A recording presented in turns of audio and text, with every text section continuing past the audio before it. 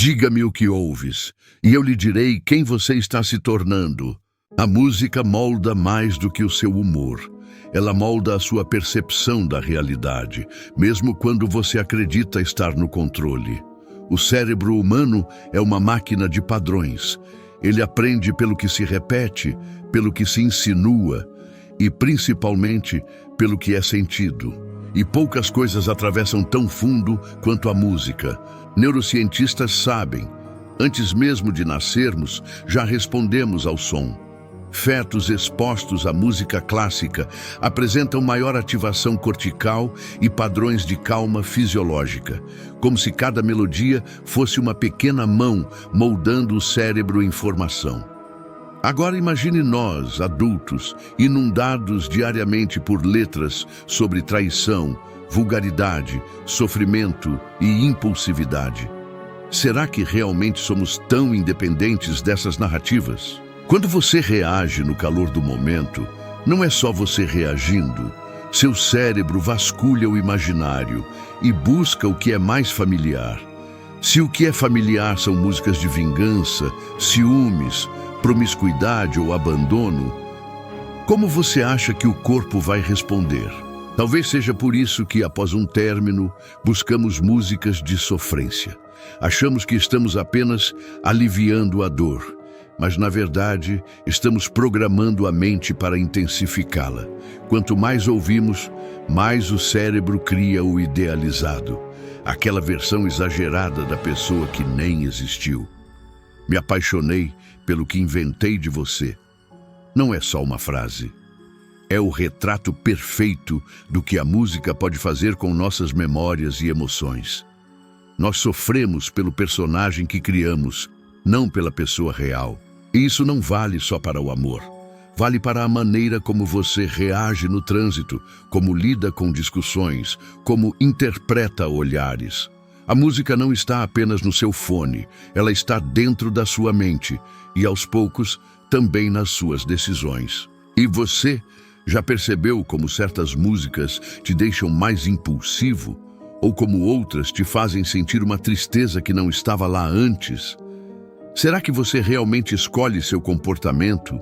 Ou está apenas repetindo aquilo que consome todos os dias?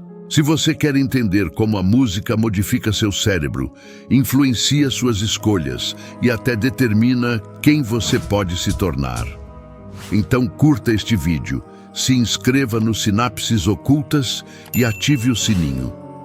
Porque o que você está prestes a descobrir muda tudo. Desde que acordamos, já estamos cercados por um universo de sons. Mas a música, ela não apenas nos cerca, ela nos atravessa. A neurociência explica, quando ouvimos uma canção, o cérebro ativa simultaneamente regiões responsáveis por emoção, memória, movimento, recompensa e imaginação. É como se cada música fosse um pequeno arquiteto moldando circuitos internos, reforçando conexões que depois influenciam nossos comportamentos, mesmo sem percebermos. Isso explica por que ouvimos uma música triste e minutos depois tudo parece mais pesado. Não é magia, é biologia. A amígdala, centro emocional do cérebro, reage às melodias como se fossem eventos reais. Para o cérebro, uma letra sobre abandono ou traição não é apenas entretenimento. É uma simulação emocional que ele treina repetidas vezes. E quanto mais repetimos, mais automático se torna. Pense em um bebê ainda na barriga ouvindo música clássica. Estudos mostram que, ao nascer, ele reconhece aquela melodia e apresenta padrões fisiológicos de calma. Agora reflita. Se algo tão simples já modifica um cérebro em formação, o que acontece conosco, que passamos horas diárias consumindo letras que falam de ódio, vingança, promiscuidade ou sofrimento? Quando você age impulsivamente, sua mente não cria uma resposta nova. Ela busca a resposta mais familiar. E o que tem sido mais familiar para você? A calma de uma música instrumental? Ou a adrenalina do funk agressivo? A raiva do rock pesado? A perda do sertanejo de sofrência? No fim de um relacionamento, buscamos músicas melancólicas, acreditando que elas nos entendem. Mas o que elas fazem é potencializar a narrativa interna. Você começa a idealizar quem não era tão bom assim, a romantizar momentos que nunca foram tão profundos. Me apaixonei pelo que inventei de você. Essa frase é o reflexo exato da distorção que o cérebro cria quando alimentado por melodias tristes repetidamente. E assim, vamos afundando um pouco mais, não porque o amor foi grande, mas porque a trilha sonora transformou o fim em tragédia. E você, quantas vezes se pegou vivendo sentimentos que não nasceram de você, mas da música que estava ouvindo? Quantas atitudes você tomou inspirado por uma letra, mesmo achando que era decisão sua? Será que você está selecionando as suas músicas? Ou elas estão selecionando a pessoa que você se torna? A música é mais do que som, é instrução. E cada instrução que você consome está moldando silenciosamente quem você é e quem será. A música não age como um único veneno ou remédio. Cada gênero carrega uma química emocional específica, quase como se cada estilo ativasse uma versão diferente da sua personalidade. Neurologistas da Universidade McGill descobriram que estilos distintos liberam composições únicas de dopamina, noradrenalina e cortisol. Isso significa que o gênero musical que você mais repete cria padrões de humor e comportamento previsíveis e, com o tempo, automáticos. O rock, por exemplo, especialmente suas versões mais pesadas, ativa regiões cerebrais ligadas à adrenalina e à catarse emocional. Não é à toa que muitos usam o rock para extravasar. Mas também não é coincidência que ele amplifique impulsividade quando consumido em momentos de raiva. O cérebro não distingue se o caos vem de fora ou de dentro, ele só reage. Quantas vezes você já não acelerou mais do que deveria dirigindo ao som de uma guitarra agressiva? A música clássica, por outro lado, aumenta a atividade no córtex pré-frontal, área responsável por planejamento, decisão e foco. Estudos mostram melhora real em tarefas cognitivas após ouvir Mozart ou Bach. Não porque existe um efeito mágico, mas porque a estrutura harmônica da música clássica acalma o sistema límbico e fortalece a capacidade de atenção. O curioso é, se a música clássica organiza a mente, por que a maioria evita ouvi-la no cotidiano? Talvez porque ela exija introspecção, e olhar para dentro nem sempre é confortável. O funk, especialmente o funk sensual, agressivo ou explicitamente sexual, ativa o circuito de recompensa de forma semelhante a estímulos de risco. Letras que celebram impulsividade, ostentação, disputa e sexualização exagerada alimentam a mente com uma narrativa que, sem controle, vira comportamento. Não porque alguém vira o que escuta, mas porque o cérebro normaliza aquilo que é repetido. E você já percebeu como certos funks mudam instantaneamente a forma como você caminha, fala ou se porta? O sertanejo universitário e a sofrência operam em outra direção. Intensificam nostalgia, apego e sensação de perda. Neurologicamente, melodias melancólicas aumentam a atividade no hipocampo, onde memórias emocionais são armazenadas. Por isso, após um término, essas músicas parecem descrever sua vida. Mas o que fazem, na verdade, é reforçar a ferida. Você revive o que doeu, idealiza o que não existiu, se prende ao que já acabou. Até o pop, aparentemente leve e alegre, funciona como estímulo rápido de recompensa. Ele simplifica emoções complexas, cria refrões fáceis e o cérebro adora isso.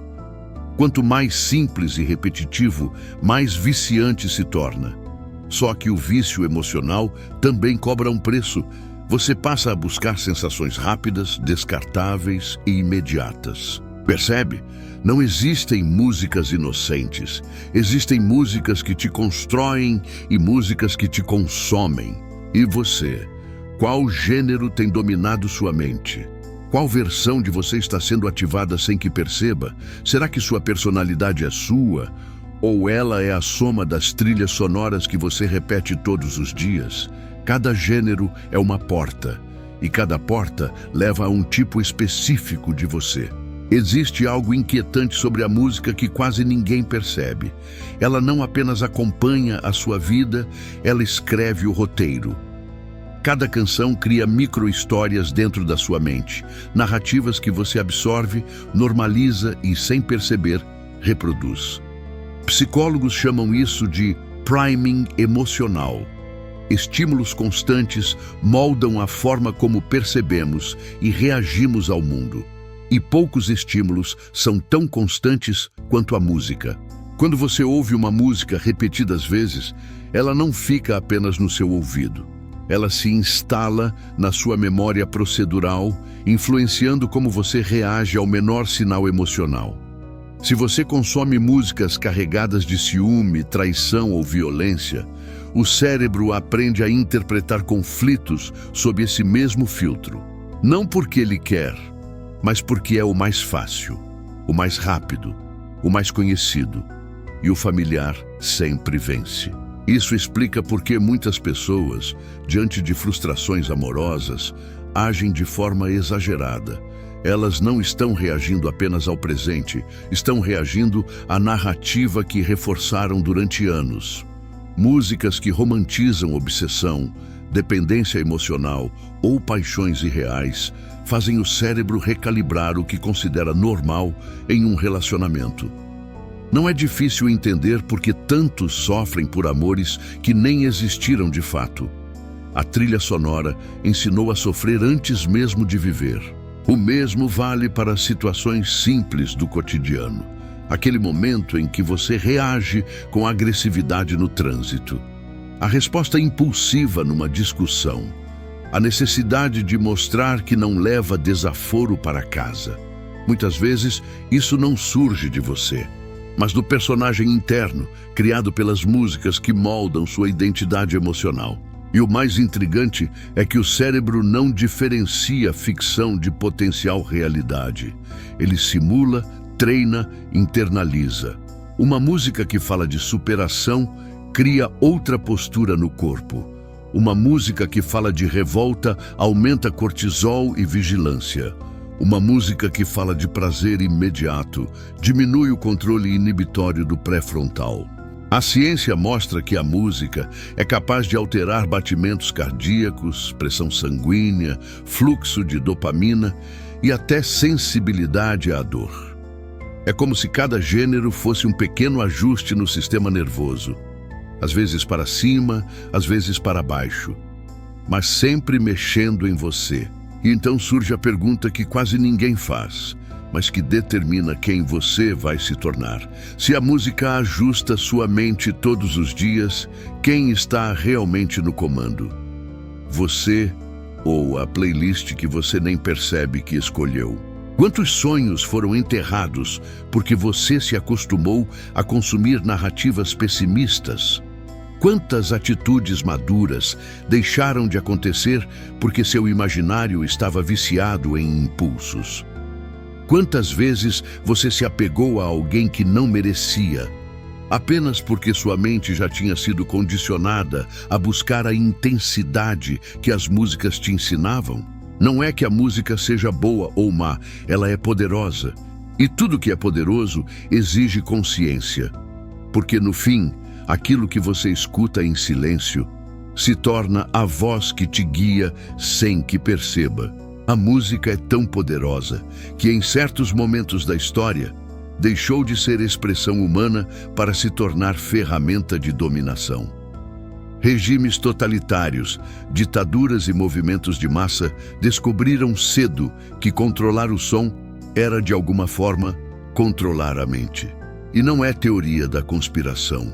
É neurociência, psicologia social e fatos históricos documentados. Durante o Terceiro Reich, por exemplo, O Ministério da Propaganda de Joseph Goebbels usava marchas e canções nacionalistas para induzir estados emocionais coletivos. Pesquisas modernas explicam o porquê. Ritmos repetitivos e melodias simples ativam o córtex auditivo e, simultaneamente, diminuem a atividade crítica do córtex pré-frontal. Quanto mais repetitivo o estímulo, mais o cérebro entra em modo automático, exatamente o que regimes autoritários desejam. A música criava coesão, diminuía a resistência e tornava a mensagem emocionalmente palatável. A pessoa não apenas escutava a propaganda, ela sentia a propaganda. Na União Soviética, hinos e canções patrióticas eram usados para reforçar ideais de força, sacrifício e devoção ao Estado. A psicologia chama isso de sincronização emocional coletiva.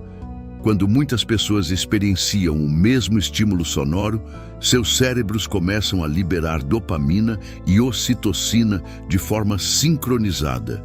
Isso cria sensação de pertencimento, união e propósito, mesmo que o propósito seja imposto. É inquietante perceber que a música pode reduzir resistência psicológica. O neurocientista Daniel Levitin explica que ritmos fortes ativam o cerebelo e os núcleos da base, responsáveis por coordenação motora e engajamento subconsciente. Isso faz o corpo se mover mesmo sem consentimento racional. Em um comício, marcha ou desfile, mover-se junto é o primeiro passo para pensar junto.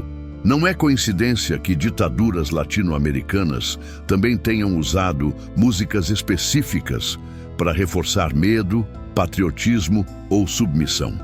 No Brasil, censura e controle cultural tentaram eliminar canções que estimulavam pensamento crítico, enquanto se promoviam músicas que exaltavam a ordem e o progresso.